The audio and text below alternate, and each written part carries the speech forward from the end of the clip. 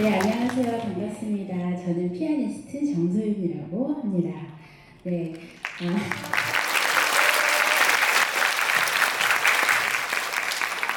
이렇게 테드 무대에서 여러분들 뵙게 돼서 너무 영광스럽고 반갑습니다. 저는 오늘 저의 이야기를 좀 들려드리려고 여기 나왔는데요. 저는 어려서부터 피아노를 전공했습니다. 그때는 너무 어렵기 때문에 아마도 그거는 엄마의 꿈이 아니었나 싶습니다. 그때 너무 어려가지고 제가 피아노를 원하는지 원하지 않는지 그런 생각조차 하기 어려운 그런 어린 시절부터 엄마에 의해서 이렇게 피아노를 전공하게 되었는데요. 제 어렸을 적 사진을 보니 어떠신가요? 좀 똘똘하게 보이나요? 저 세상을 다 안다는 저 표정. 네. 네, 그때 생각해보면 저는 굉장히 좀 순종적이고 착한, 좀 이렇게 열심히 하고, 성실한, 그런 좀 키우기가 쉬웠던 아이가 아니었나 하는 생각이 들어요. 그래서 그런 원인도 있었을 거고, 또 피아노에 재능이 좀 있어서 이제 예술을 전공하는 학생들이 가는 예술중학교인 바로 저희 예원학교에 입학을 하게 됩니다. 그러면서 저의 전공은 자연스럽게 클래식 피아노로 굳어지게 되는 것 같았습니다. 그런데 제가 중학교 3학년 때 저희 담임 선생님께서 저를 불러서 이런 말씀을 하시는 거예요. 너는 공부를 이렇게 잘하는데 이렇게 클래식 피아노라는 좁은 그런 길로만 가지 않고 공부를 해보면 되게 길도 넓고 선택의 폭이 넓어서 너한테 더 좋을 것 같다, 이런 권유를 해주셨어요. 공부에도 꽤 흥미가 있었던 저는 굉장히 오랫동안 그 말을 염두에 두고 고민을 했고 결국 대원 외국어고등학교에 진학하는 길을 선택하게 되었습니다. 얼마나 제가 오랫동안 고민을 했었냐면 서울예고에 원서도 넣었다가 마감된 후에 서울예고에 부랴부랴 달려가서 그 원서를 사정사정해서 빼오는 해프닝까지도 있었습니다. 특수목적고등학교는 한 학교밖에 지원을 할 수 없기 때문에 거기에 지원을 하면 이제 외국고등학교에 지원을 못하니까 거기 와서 다시 원서를 빼가지고 와서 대원 외국어학교에 지원을 했을 정도로 굉장히 오랜 시간 고민을 한 끝에 운 좋게 이제 이 대원 외국어학교에 합격해서 진학을 하게 되었습니다. 지금은 어떤지 잘 모르겠지만 제가 이 학교에 다니던 당시 저 높은 언덕길만 봐도 그 시절이 떠오르는데요. 당시 그 대원 외국어고등학교라는 곳은 한 해에 서울대를 200 몇십 명을 보내던 막 그런 대단한 학교였어요. 그래서 엄청 타이트한 스케줄을 가지고 있었습니다. 저도 아침에 새벽 6시 반 정도에 집에서 나가서 밤 12시가 돼서야 집에 돌아오는 그런 스케줄을 소화하게 되었습니다. 처음으로 피아노 없이 고교 생활을 시작한 저는 정말 정신없이 바쁘게 그곳에 적응해 나갔습니다. 피아노가 없는 생활을 시작하고 나서야 드디어 내 인생에서 피아노가 어떤 것이었는지 그제서야 정말 잘 들여다보게 되었던 것 같아요. 깊이 들여다보면 볼수록 피아노를 한다는 것이 사실 그냥 나의 의지와 상관없이 엄마가 시켜서 한 거야 라고 생각했는데 어쩌면 내가 생각한 것보다 더 내가 피아노를 사랑하고 더 깊이 사랑하고 있었는지도 모르겠다는 생각을 많이 하게 되었습니다. 부모님의 생각이 아닌 나의 생각이 어떤지 처음으로 깊이 들여다보고 생각하는 그런 시간이 되었던 것 같습니다. 그토록 열심히 정말 하루에 모든 시간을 공부하는데 쓰고 살았는데도 이상하게도 저는 하루 종일 아무것도 하지 않은 것 같은 그 공허함을 매일매일 느끼고 있었습니다. 하루 종일 공부를 하는데도 왜 이렇게 공허할까를 매일 고민하던 끝에 저에게 외국고등학교 행을 권해주셨던 그 중3 때 담임 선생님을 다시 찾아가게 됩니다. 선생님, 저는 아무래도 음악을 사랑하나 봐요. 제가 이런 고민을 말씀드리자 저의 진로 변경에 꽤 책임감을 느끼고 계셨던 그 선생님께서는 서울예고에 편입시험이 있다 하는 소식을 저에게 알려주셨고 그 편입시험에 합격하여 저는 고등학교 2학년부터 다시 서울예고생으로 음악으로 돌아오게 되었습니다. 돌아온 저에게 어떤 길이 기다리고 있었을까요? 그림을 보면 아시겠지만 다시 음악을 하게 된 저에게 꽃길이 펼쳐지지는 않았습니다.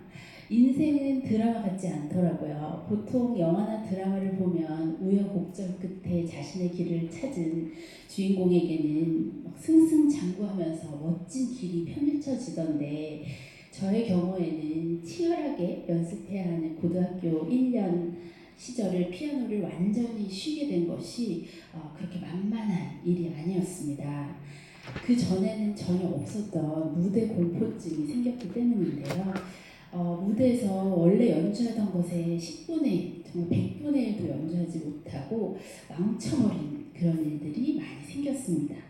그래서 아무리 연습실에서 레슨실에서 잘 쳐도 무슨 소용이 있겠어요. 무대에서 완전히 망쳐버리고 내려오는 거예요. 이대로라면 나는 과연 대학에 갈 수나 있을까 하는 걱정이 되었습니다. 어떤 학교의 시험을 봐도 그렇게 무대에서 틀리고 망쳐버린다면 절대로 합격할 수 없을 테니까요. 그냥 가만히 있었더라면 저절로 좋은 대학에 갈 수 있었을 텐데 내가 이리저리 환승이라는 걸 하는 바람에 인생이 좀 꼬여버린 그런 느낌이 들었습니다. 그래서 그것을 해결하기 위해 제가 선택한 방법은 오로지 연습, 또 연습이었습니다. 만약에 신이 있다면 내가 이 학교에 이미 떨어지기로 결정된 운명이 있다고 하더라도 내가 너무 열심히 연습을 하니까 신이 그 정성을 갸륵하게 여겨줘서 나를 다시 합격시켜주겠다 하는 마음으로 바뀔 정도로 연습을 해보자 하는 마음으로 열심히 연습을 했고 정말 10시간 이상 하루에 연습하고 온몸에 막 파스를 붙여가면서 그렇게 고군분투했던 시간이 있었고 그 결과 저는 서울대학교에 수석으로 합격하는 그런 기쁨을 얻게 되었고 그 결과 저의 무대 공포증도 많은 부분 치유되었습니다. 이렇게 짧은 시간 동안 축약해서 얘기를 드린 것이지만 이 모든 일은 몇 년 동안 걸쳐서 일어난 저에게는 참으로 지난한 시간들이었습니다. 아무리 노력해도 무대 공포증은 심해지기만 하고 망쳐버린 무대를 뒤로 하고 내가 피아노로 다시 돌아온 게 맞는 길이었는지 나의 욕심이었는지 아니면 그냥 나의 낭만적인 생각이었는지 의심하고 고통스러워했던 그런 시간들이 있었습니다. 몇백 시간, 몇천 시간을 연습하고 나서 무대를 망치고 내려올 때 그 처참한 기분은 정말 고등학생인 저에게는 감당하기 힘들 정도로 힘든 시간이었습니다. 정말 토가 나올 정도로 연습하고 온몸에 파스를 붙이고 그렇게 연습하던 그 시간들을 쌓고 쌓아서 이제는 그 모든 것들을 추억처럼 얘기할 수 있는 그런 결과를 낳게 되지는 했지만요. 그런데 서울대학교만 들어간다고 해서 모든 일이 해결되는 것이 아닌 것을 아마 여기 계신 분들도 많이 알고 계실 겁니다. 고등학생에게는 대학이 끝인 것 같지만 대학은 끝이 아니라 시작일 뿐이잖아요. 클래식 피아노라는 이 좁은 길을 전공하면서 정말 힘들고 앞길이 막막했던 많은 순간들이 있었습니다. 사실 지금도 많은 선후배 동료들 혹은 SNS 상에 보면 음악을 전공했지만 먹고 살 길이 막막하다. 나는 음악 전공한 걸 후회한다. 또 누가 음악을 전공한다고 하면 나는 도시락에 싸들고 다니면서 말리겠다. 이러한 글들을 심심치 않게 볼 수 있습니다. 저도 박사를 끝내고 그 막막했던 시절들을 떠올리면 지금도 마음이 서늘해집니다. 고등학교 시절은 오히려 낭만적이었다라는 생각이 들 정도로 더 냉혹하고 힘겨운 시간이었습니다. 아무도 나를 모르고 모르니까 나에게 기회를 주지 않고 기회를 안 주니까 나는 경력이 없고 경력이 없으니까 또 나를 아무도 안 써주는 그런 무한 악순환에 빠져버린 것 같은 그런 시간이었습니다.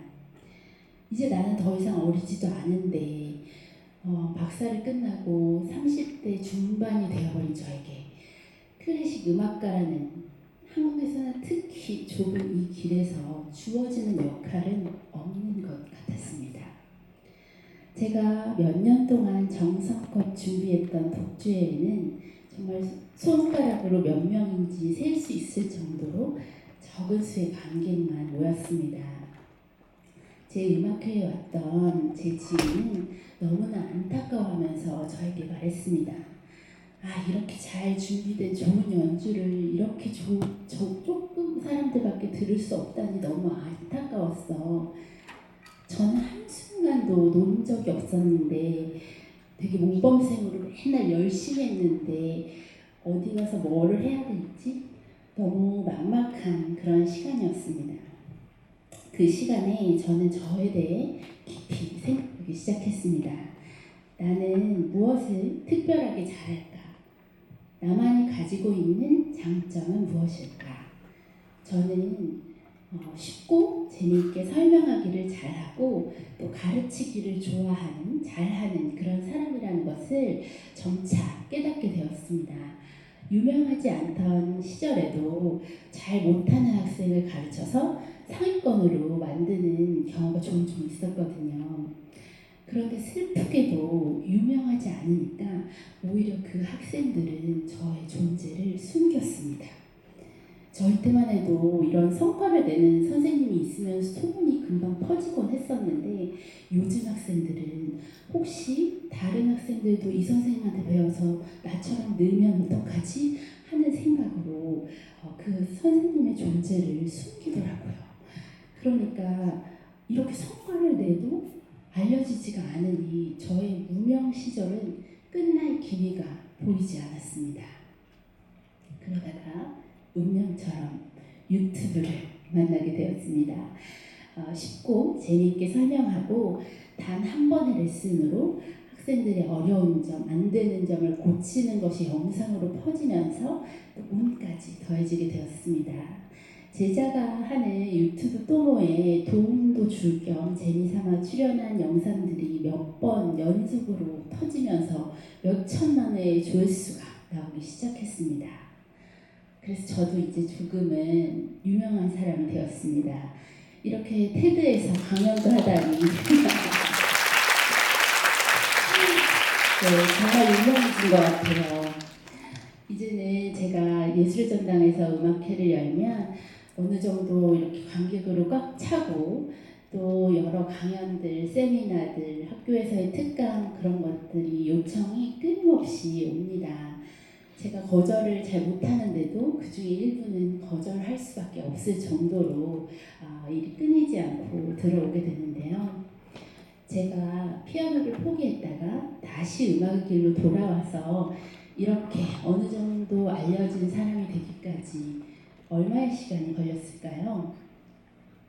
네, 세어보니까 한 25년 걸린 것 같아요.